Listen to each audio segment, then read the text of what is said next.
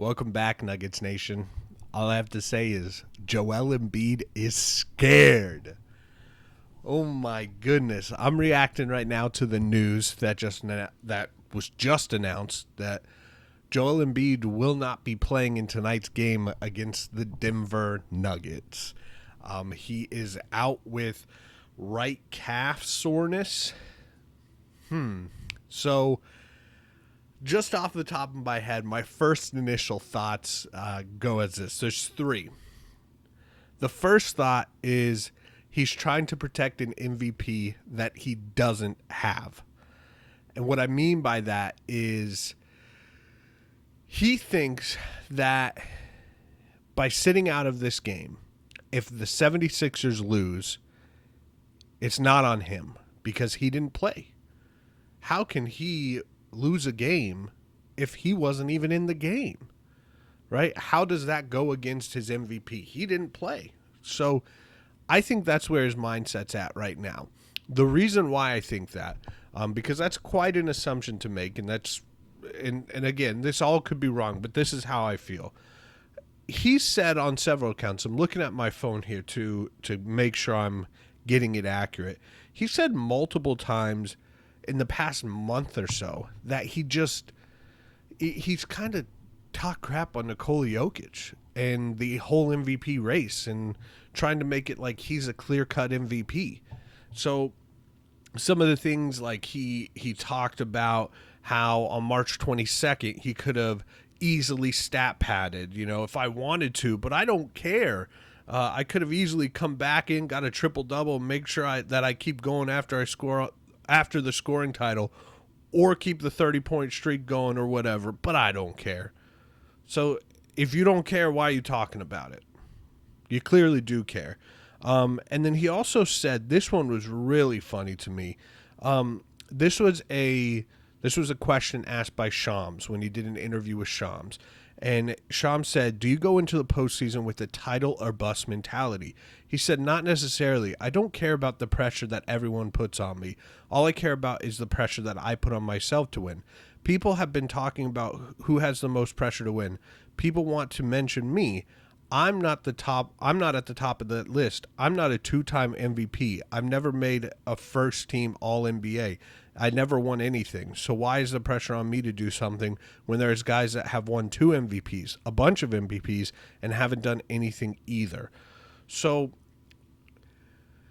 the initial response to that is that Nikola Jokic just lives rent-free in this guy's head.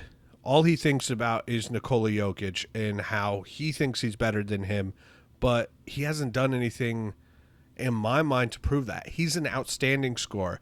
I'm not going to take anything away from either of the players and say one of them's bad.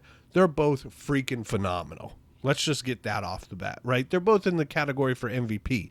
But this news of him sitting out is massive because,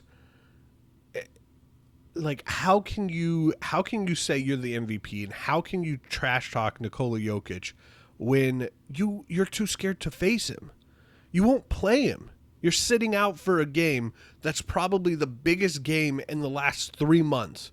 The 2 top names for MVP, 2 of the best teams in the league. You're going to sit out? How does that work? I just don't understand. Now, he's sitting out with right calf soreness. So let's say he is incredibly sore in that right calf, even though he scored 46 against the Warriors and then like 29 in the next game against the Suns. But let's say he has right calf soreness, right? That just goes against him for MVP because he's clearly injury prone. He's been injured majority of his career. He sat out so many games, and this is another game he has to sit out due to injury. If you're building someone and you're picking a MVP, someone who is the most valuable player, the biggest thing is playing. You can't be the most valuable player if you don't play the game. If I go to, a casino, I can't win any money unless I play the game. If anything, you have to play to be the most valuable player. That's it. And if you're not playing, You could be an all-star, a great talent, win the scoring title. You can do that. But if you don't play, you're not the most valuable player. So, okay, that's my little rant on that, right? So first, I'll recap. First, I think he's just trying to secure MVP that he thinks he has, but he doesn't. And the reason I say he doesn't is I also just found this out. The MVP odds have shifted. 10 minutes ago, it was Joel Embiid minus 145, Jokic plus 195. Right now, it's Embiid plus 100 and Jokic plus 125. So Embiid drastically dropped in the MVP race because of this game. So I think why I say he thinks he has it, but he doesn't, that proves it right there, is the Vegas odds. The people who are generally right about this, they know a lot more than me, than you, than the majority of people. They're saying this is huge because it was the marquee matchup.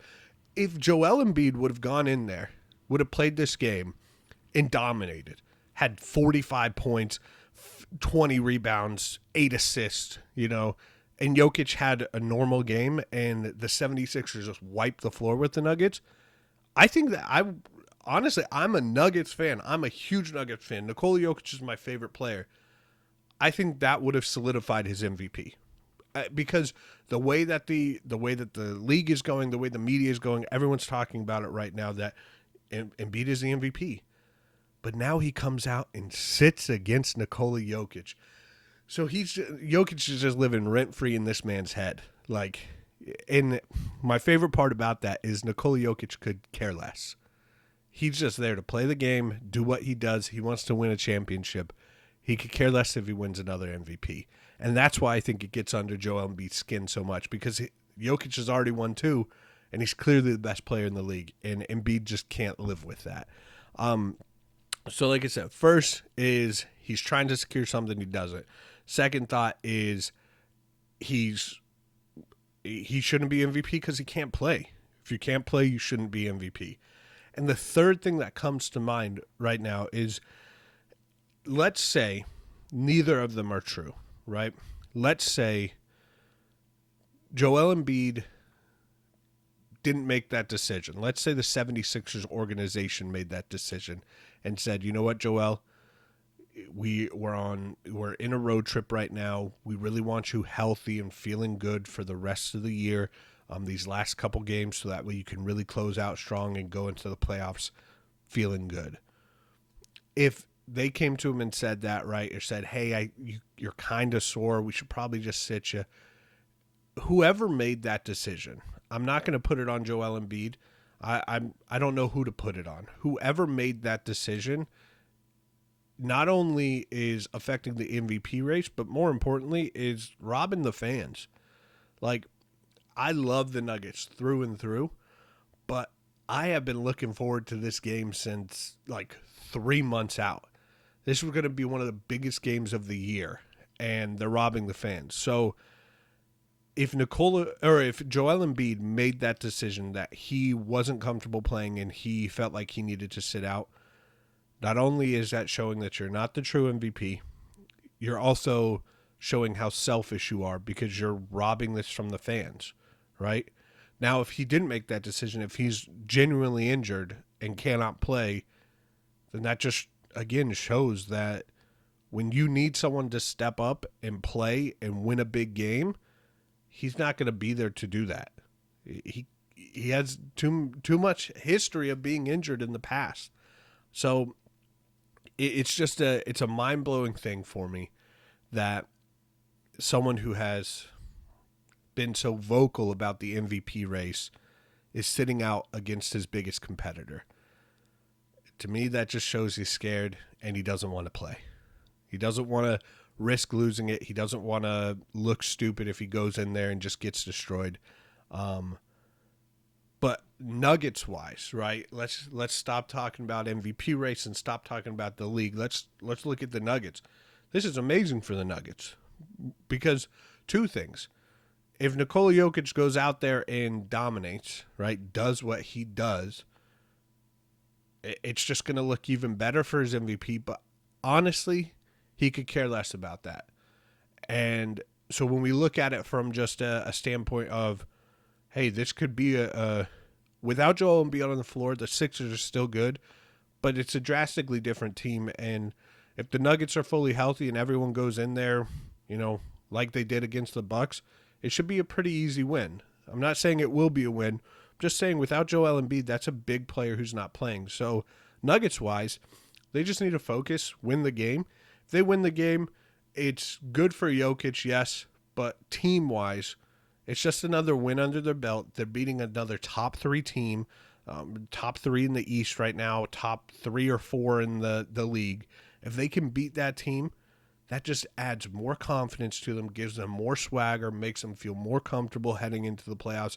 And I think this game is going to be a big factor for the Nuggets on how they enter the playoffs, right? If Embiid goes out and the Nuggets still lose this game, which is a possibility, it's the NBA, anything can happen, that will not give them the great confidence to go into the postseason. Now, do I think that's going to happen? No.